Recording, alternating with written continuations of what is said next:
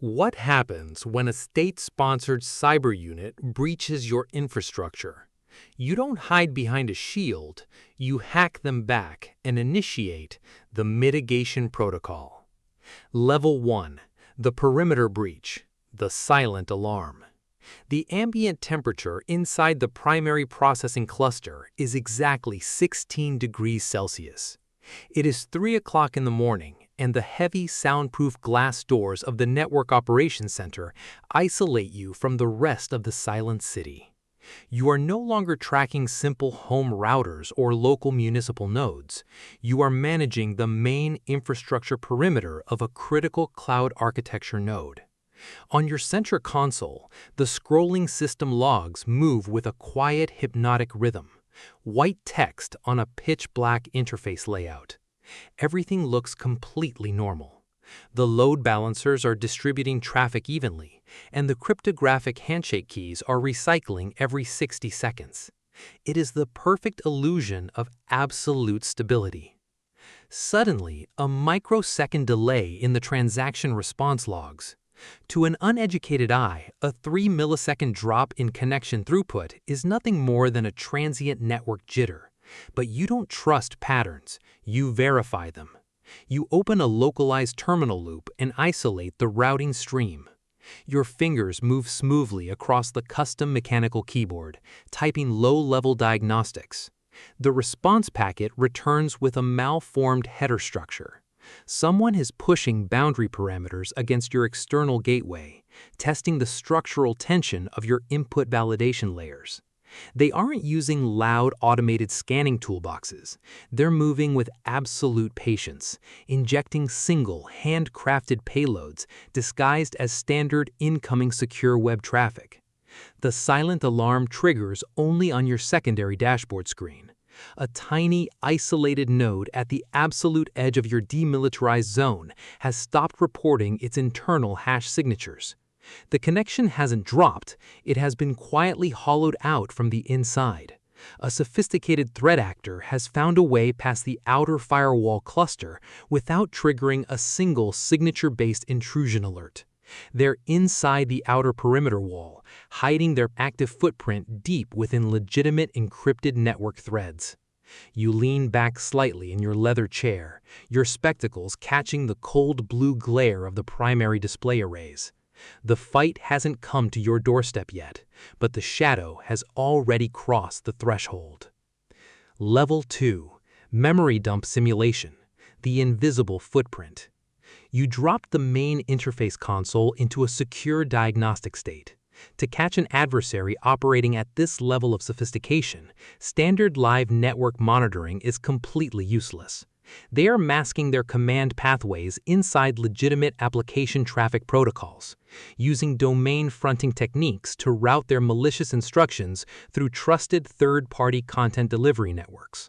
They look like a verified customer updating a profile database, but the underlying execution layer is carrying a lethal infection payload.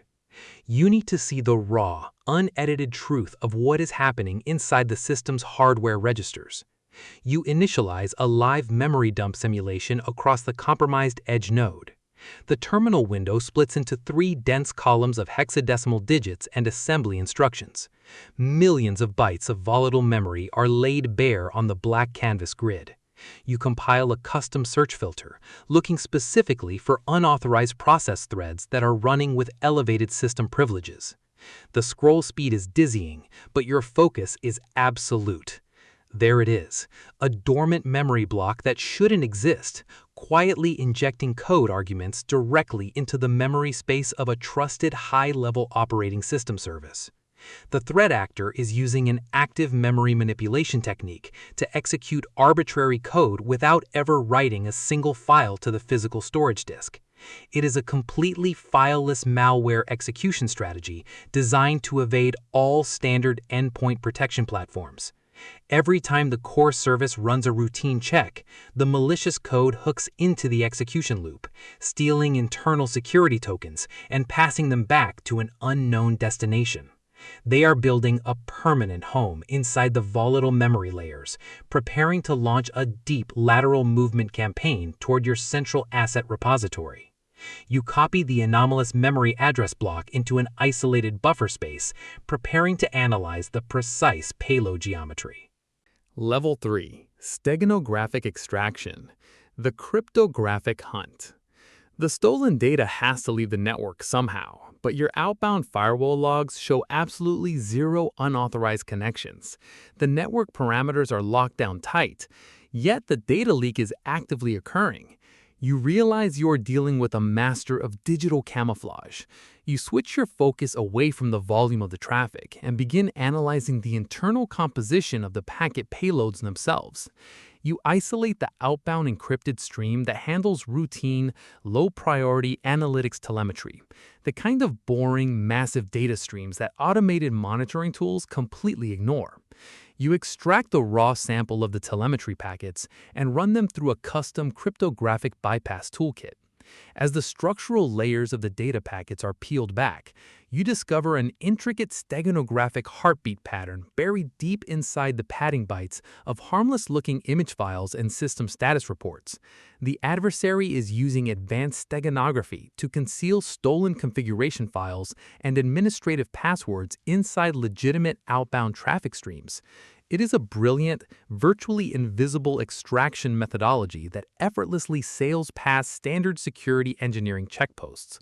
Using a custom-compiled decryption key based on the anomalous memory addresses you discovered in the previous phase, you forcefully shatter the steganographic shell.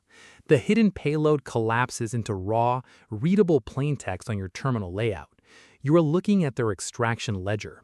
They have successfully mapped the internal layout of your internal database relays, and they are actively prepping a final, destructive script to pull the master data keys. But the decrypted data stream also contains a critical flaw.